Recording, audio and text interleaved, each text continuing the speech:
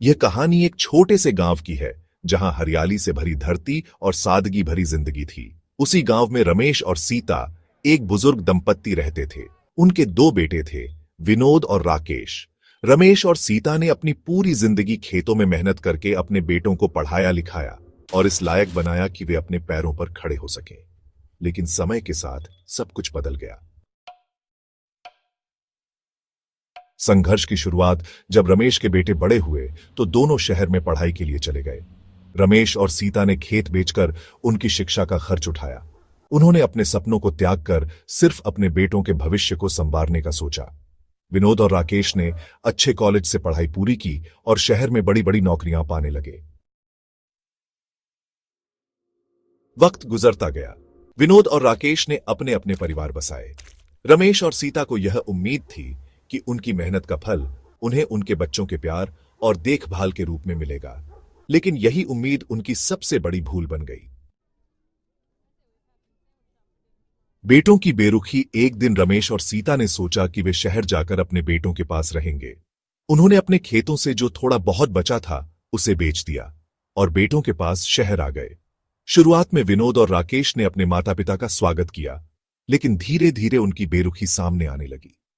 विनोद की पत्नी हर छोटी बात पर ताने मारती, आपके माता पिता कब तक यहां रहेंगे? हमें भी तो अपने बच्चों के लिए जगह चाहिए। राकेश भी अपने माता पिता को खर्च का बहाना बनाकर टालता रहता। रमेश और सीता को एहसास हुआ कि अब वे अपने ही बच्चों के घर में बोझ बन गए हैं। उन्हें हर दिन अपनी जरूरतों के लिए दूसरों पर निर्भर रहना पड़ता। एक दिन सीता ने रमेश से कहा, हमने अपने बच्चों के लिए अपना सब कुछ दे दिया, लेकिन आज वही बच्चे हमें बोझ मानते हैं। क्या हमारी परवरिश में कोई कमी रह गई थी? रमेश ने गहरी सांस लेते हुए कहा, समाज बदल रहा है। आजकल के बच्चे जिम्मेदारियां नहीं उठाना चाहते, उन्हें सिर्फ अपनी जिंदगी और सहूलियत चाहिए। गांव में भी ऐसी ही कहानियां सुनने को मिलती थीं। पड़ोसी रामलाल और उनकी पत्नी भी अपने बेटे के घर से बेघर हो गए थे। यह समस्या सिर्फ रमेश और सीता की नहीं थी, बल्कि एक सामाजिक समस्या बन चुकी थी। लोग अपने माता पिता को बोझ मानने लगे थे, क्योंकि उन्हें लगता था कि बुजुर्गों की देखभाल में उनका वक्त और पैसा बर्बाद होता है। इस मानसिकता ने कई परिवारों को तोड़ दिया। रमेश और सीता ने फैसला किया कि वे अब किसी पर निर्भर नहीं रहेंगे। उन्होंने एक वृद्धाश्रम जाने का निर्णय लिया, जहां उनके जैसे और भी बुजुर्ग थे। वृद्धाश्रम में उन्हें सहारा तो मिला, लेकिन जो प्यार और सम्मान अपने बच्चों से मिलना चाहिए था, वह कभी नहीं मिला। यह कहानी हमें एक गहरी सीख देती है। पहला, माता पिता हमारे जीवन के सबसे बड़े प्रेरणा स्रोत होते हैं।